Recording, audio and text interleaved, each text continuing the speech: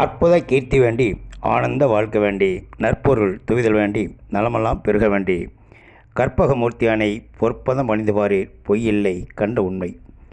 உலகெங்கு வாழும் நமது நேயர்கள் அனைவருக்கும் வணக்கம்.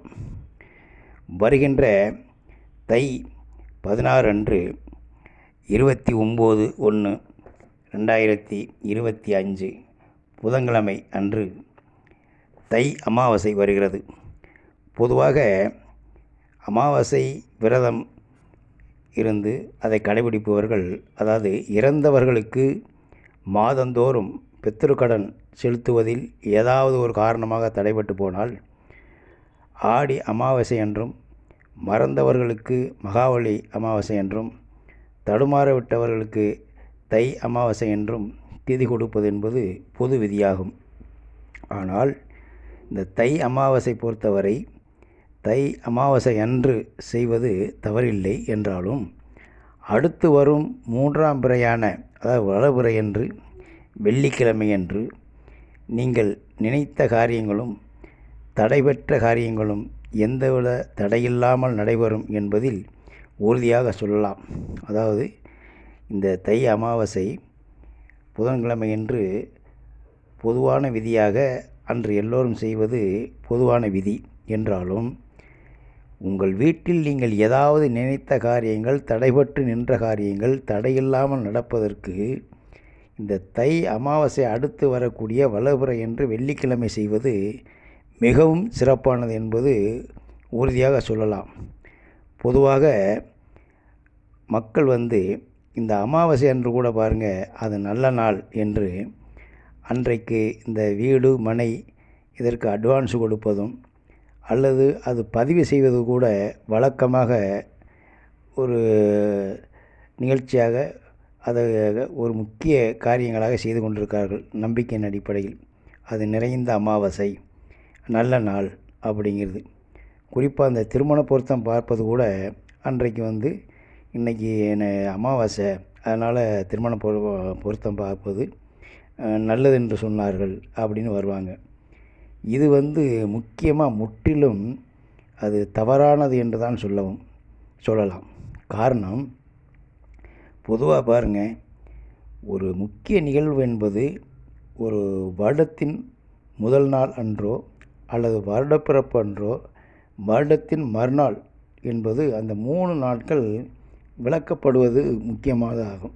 அது விளக்கப்பட வேண்டும், விளக்கப்பட்ட நாட்கள் என்று சொல்லலாம். அதாவது வருடப்பிறப்பின் முதல் நாள், வருடப்பிறப்பு, வருடப்பிறப்புக்கு மறுநாள். அதே மாதிரி தான் மாதப்பிறப்பு முதல் நாள் அல்லது அந்த மாதப்பிறப்பு 1ஆம் தேதி அன்று மறுநாள், இந்த 3 நாட்கள் விளக்கப்பட வேண்டும்.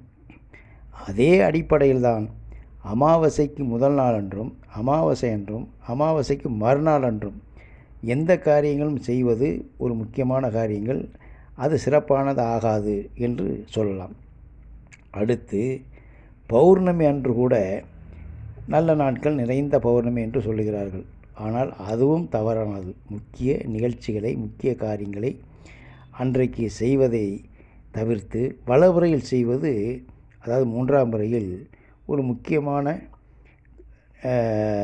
தடையில்லாத நிகழ்ச்சிகள், காரியங்கள் நடைபெறும். அந்த முக்கிய விஷயங்கள் நமக்கு முயற்சி செய்வது எந்த விதத்திலும் தடையில்லாமல் நடக்கும் என்பதுதான் இதில் உள்ள விதி.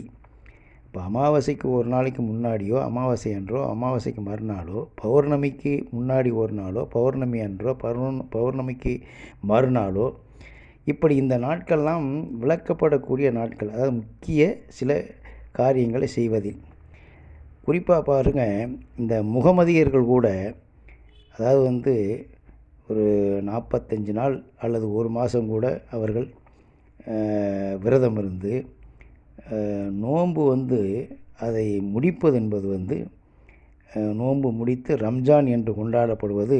அந்த 3ஆம் பிறையை அவர்கள் தேர்ந்தெடுத்தது, அதெல்லாம் வரலாற்று சிறப்பு மிக்க ஒரு முக்கியத்துவம் இருக்கக்கூடிய நாளாக இருப்பதனால்தான் அந்த 3ஆம் பிறையை தேர்ந்தெடுத்திருக்கிறார்கள். ஆக அவர்கள் சாஸ்திரம், ஜோதிடம் இதற்கெல்லாம் கட்டுப்படாதது, அதை நடைமுறைப்படுத்தாதவர்கள் என்றாலும் கூட பிறை என்பதில் அதாவது இந்த கிரகத்தினுடைய முக்கிய அந்த நடைமுறை செயல்களை அவர்களும் அங்கே நடைமுறைப்படுத்துகிறார்கள். சூரியனும் எல்லாருக்கும் பொதுவாக உதிக்கின்றது. அதே மாதிரி நிலவும் எல்லோருக்கும் எல்லா மதத்துக்கும் சார்ந்தது தான். அப்போ இந்த வளர்பிறை என்பது முகமதியர்கள் ஏன் ரம்ஜான் கொண்டாடுகிறார் என்றால், நோன்பு முடித்து ரம்ஜான் கொண்டாடுகிறார் என்றால் அந்த வளர்பிறைக்கு அவ்வளவு ஒரு முக்கியத்துவம் வாய்ந்த சிறப்பு வாய்ந்த நாளாக இருக்கின்றது. எதுவும் வளரும், அதுதான் எதுவும் செய்த காரியங்கள் நடைமுறைப்படுத்தக்கூடிய காரியங்கள், அன்றைக்கு நடைமுறைப்படுத்தக்கூடிய காரியங்கள் அடுத்து வரும் ஒரு 15 நாட்களுக்குள் சிறப்பாக இருக்கும் என்பதுதான் அந்த வளர்பிறை என்கிறார்கள். பொதுவாக வளர்பிறையில் செய்யக்கூடிய முகூர்த்தங்கள், கிரகப்பிரவேசம், இப்படி சில முக்கிய விஷயங்களை கூட ஏன் வளர்பிறையை தேர்ந்தெடுக்கிறார்கள் என்றால், அந்த வளர்பிறை என்பது எதுவும் வளர்ந்து வரக்கூடிய ஒரு நிலை. அமாவாசை என்பது முழு இருட்டு.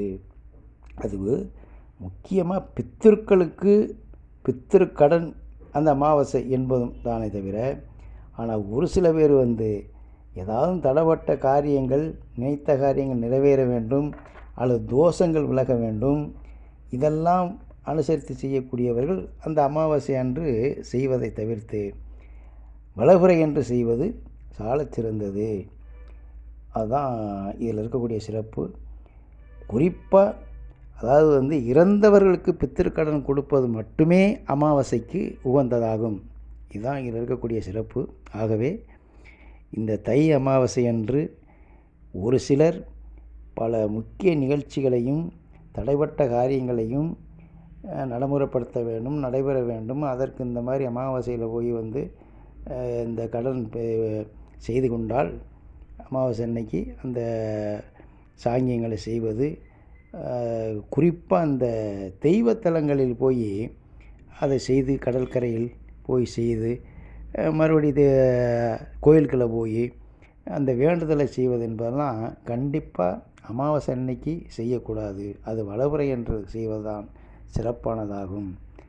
பித்திருக்கடன் மட்டுமே எள்ளும் தள்ளியும் இறைக்கக்கூடியது மட்டும் இருந்தால், பித்திருக்கடன் செய்தவர்கள், அது இறந்தவர்களுக்கு, தாய் தகப்பன் இல்லாதவர்களுக்கு, இறந்தவர்களுக்கு பித்திருக்கடன் செய்வது மட்டுமே அமாவாசை என்று செய்யலாம்.